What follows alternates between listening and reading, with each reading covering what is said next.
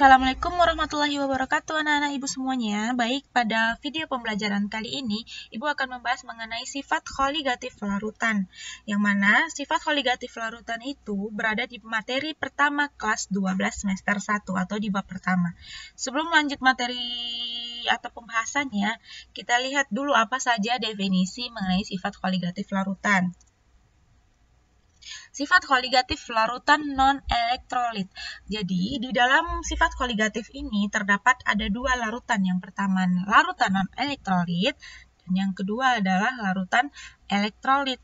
Apa saja yang termasuk ke dalam zat-zat atau larutan non-elektrolit?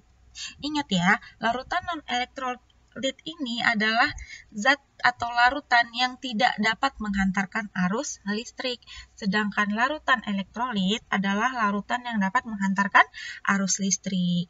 Apa saja yang termasuk ke dalam larutan non-elektrolit? Larutan elektrolit itu non-elektrolit ya, terdiri dari glukosa, urea, dan alkohol. Ingat aja, GUA atau gua itu larutan non-elektrolit. Sedangkan larutan elektrolit adalah larutan yang dapat menghantarkan arus listrik atau dia mudah terion. Contohnya apa? Asam, basa, dan juga garam. Masuk ke dalam pengertian sifat koligatif larutan. Apa itu?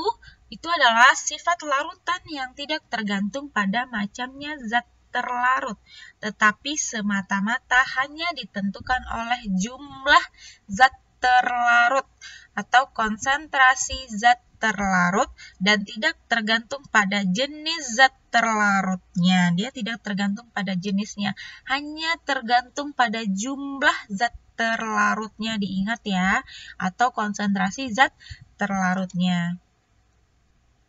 Di sini ada berbagai macam materi atau submateri yang akan kita bahas pada sifat koligatif larutan. Pertama kali yaitu konsentrasi larutan. Apa itu? Itu adalah banyaknya partikel dalam larutan ditentukan oleh konsentrasi larutan dan sifat larutan itu sendiri. Jumlah partikel dalam larutan non-elektrolit itu tidak sama dengan jumlah partikel dalam larutan elektrolit, walaupun konsentrasi keduanya sama. Kenapa demikian? Dikarenakan larutan elektrolit terurai menjadi ion-ionnya, sedangkan larutan non-elektrolit itu tidak terurai menjadi ion-ionnya seperti yang Ibu sebutkan. Nanti kalian dapat membedakannya di sini dengan adanya hukum Van Hoff. Lanjut konsentrasi yang pertama. Itu ada molar. Konsentrasi yang kedua itu adalah molal. Yang ketiga, pembahasan tentang konsentrasi adalah fraksi mol. Konsentrasi larutan itu menyatakan banyaknya zat terlarut dalam suatu larutan.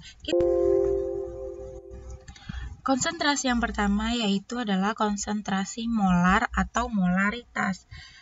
Konsentrasi molar atau molaritas yaitu menyatakan jumlah mol zat terlarut di dalam 1 liter larutan dengan satuan mol per liter atau molaritas. Jadi untuk melihat satuannya aja bisa kita bayangkan ya apa saja rumus yang terdapat di dalamnya. Mol berarti itu massa per mr per liter, berarti itu volumenya. Ingat, molaritas dalam 1 liter larutan. Molaritas ini selain untuk mengukur suatu konsentrasi zat, di dalam sifat koligatif larutan, dia juga menghitung tekanan osmosis. Ini kita lihat ya contohnya, jika dalam 500 ml atau 0,5 liter terdapat 6 gram urea dengan MR 60, maka molaritas larutan tersebut adalah tadi mol. Rumusnya apa? Massa. Massanya yaitu 6 gram. Massa per MR. MR-nya itu 60 per, ini kan satuannya liter, berarti per 0,5 liter karena dia satuannya liter. Tetapi kalau misalkan dia masuk ke 500 mili, kita bikin di sini 500 mili per 1000 liter. Maka satuan untuk konsentrasi molar volumenya itu adalah liter. Selanjutnya kita kalkulasikan 6/60 sama dengan 1 per 0,5 liter. Kita per 10 kan, sama dengan bagi 5 berarti kan. Disederhanakan lagi menjadi 0,2 mol per liter atau 0,2 molar. Ini rumusnya ya, yang tadi kan masih contoh soal untuk menganalisis satuannya. Ini rumus sebenarnya. Kemolaran atau molaritas itu rumusnya adalah jumlah mol zat terlarut. Beda ya, zat terlarut, zat pelarut, dan zat atau larutan. Ini jumlah mol zat terlarut per jumlah liter larutan. Ini dalam satuannya liter. Atau dapat dijabarkan dengan rumus. Nih, tadi massa per ml itu masuk ke dalam rumus mol dikali 1000 per V. Atau 1 per V dalam satuan liter. Kalau 1000 per V ini berarti 1000 per mililiter. Di M itu molaritas, gram itu massa satuannya gram, mR itu massa molekul relatif zat terlarut. Di sini volumenya dalam larutan dalam satuan mililiter. Makanya 1000 per V. Tapi kalau misalkan dalam satuan liter 1 per V. Gitu ya. Ini ada lagi contoh soalnya. Dalam 700 ml larutan zat terlarut 50 gram NaOH. Nah, hitunglah kemolaran larutan tersebut. MR-nya telah diketahui 40. Masih ingat kan cara mencari MR? Itu jumlah dari masing-masing AR suatu unsur. Hitunglah jumlah NaOH dalam satuan mol, kemudian tentukan kemolaran larutan tersebut. Pertama kali kita hitung dulu N atau molnya NaOH. Massa per mR ya. Massanya berapa? 54 gram. MR-nya berapa? 40, oke. Jadi jumlah molnya yaitu 1,36 mol. Baru kita tentukan kemolarannya. Molar tadi apa? N per V ya. N-nya itu jumlah molnya 1,36 mol per V. V-nya itu larutannya dalam satuan liter, maka dibagi 1000. 700 mili per 1000 yaitu 0,7 liter. Jadi, kemolaran larutan tersebut adalah 1,94 molar. Satuannya diingat ya, molar. Huruf M besar, beda dengan molal. Nih, konsentrasi molal. Satuannya itu molal dengan M kecil. Yang diukurnya apa? Kalau yang tadi volume, kalau yang ini, si molal ini mengukur 1000 gram atau 1 kg pelarut. Berarti massa menyatakan jumlah mol zat terlarut dalam 1000 gram atau 1 kg pelarut dengan satuan molal atau mol per kilogram. Berarti massa pelarutnya nanti dilihat di sini. Molalitas digunakan untuk menghitung kenaikan titik didih dan penurunan titik beku di dalam sifat koligatif larutan. Jika kita lihat contohnya, jika dalam 250 gram, kalau di satuannya itu kilogram, berarti kita bagi 1000.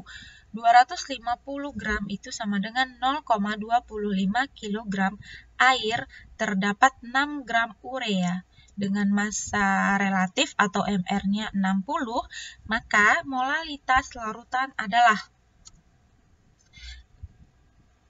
rumusnya apa? N per, ini ada mol ya, berarti N per kilogram. Oke, N-nya itu massa, massanya 6. N per massa per MR, nih MR per kilogramnya atau massa pelarutnya itu adalah 0,25 kg. Kita kalkulasikan menjadi 0,4 molal. Satuannya molal ya. Atau 0,4 M kecil. Gitu. Ini rumus yang lebih dijabarkannya.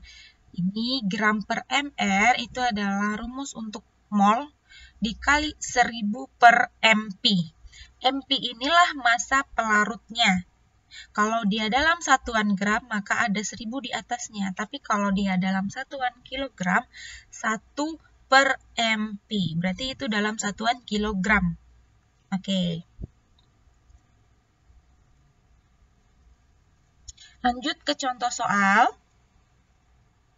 Di sini contohnya hitung kemolalan larutan metil alkohol dengan MR 32 dengan melarutkan 37 gram metil alkohol atau metanol CH3OH dalam 1750 gram air.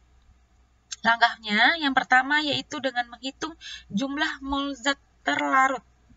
Kemudian menghitung kemolalan larutan. Kita hitung dulu mol zatnya, mol zat terlarutnya. Siapa yang terlarut di sini? Yang terlarut di sini adalah metil alkoholnya. Masanya berapa? Masanya 37 gram. Per mR-nya 32. Metil alkohol itu sama dengan metanol ya. Kita kalkulasikan, dapatlah molnya 1,156 mol. Baru kita masukkan ke rumus kemolalan. N per MP. MP itu massa pelarut atau kilogram. Di sini molnya itu 1,156 per 1,750 kilogram itu dari mana? Dari sini, dari jumlah pelarut air. Air itu sebagai zat pelarut biasanya. 1,750 gram dibagi 1000, jadi 1,75 kilogram. Sama dengan 0,680 mol. Jadi kemolalan larutan metil alkohol adalah 0,680 molal. Dalam konsentrasi yang terakhir adalah fraksi mol. Fraksi mol itu disimbolkan dengan X besar, yang merupakan zat terlarut atau zat pelarut yang menyatakan perbandingan mol. Itu simbolnya N kecil, zat terlarut atau N pelarut atau mol pelarut dengan mol total larutan. Larutan itu terdiri dari apa? Terdiri dari zat terlarut dan zat pelarut. Fraksi mol di dalam koligatif ini digunakan untuk perhitungan tekanan uap. Ini rumus-rumus umumnya.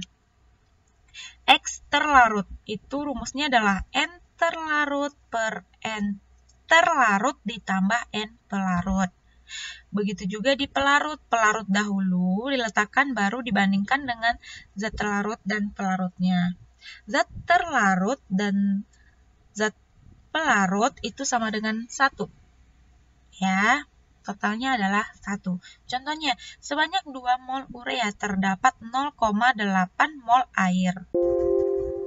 Maka bagaimana kita mencari fraksi mol terlarutnya dan fraksi mol pelarutnya? Ingat, zat terlarut itu adalah jumlahnya itu lebih kecil daripada pelarutnya.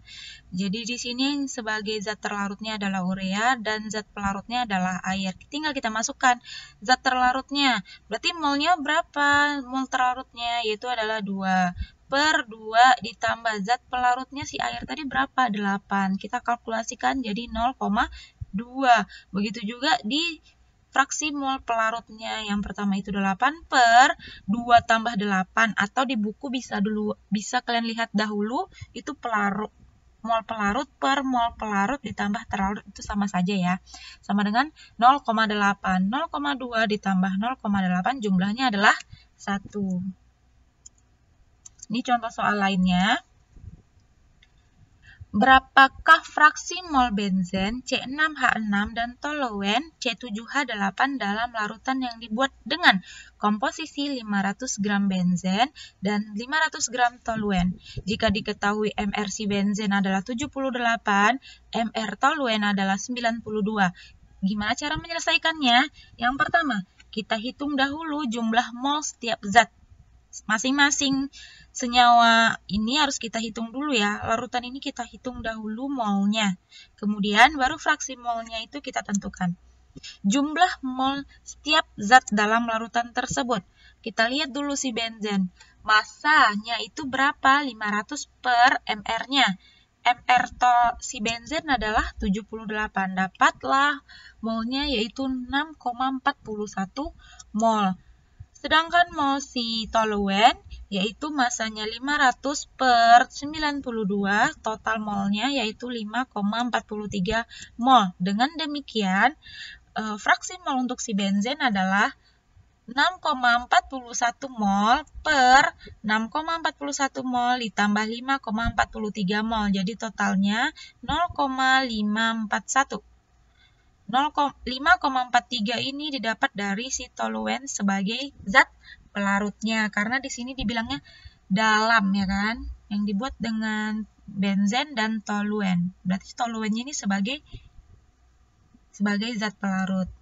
Begitu juga untuk si toluen fraksinya, yang pertama dia sebagai zat pelarut per zat terlarut ditambah zat pelarutnya, sehingga didapat 0,459. Jumlah fraksi mol tersebut harus sama dengan 1, yaitu benzen ditambah toluen, hasilnya adalah 1. Sehingga fraksi mol benzen adalah 0,541 dan fraksi mol toluen adalah 0,459.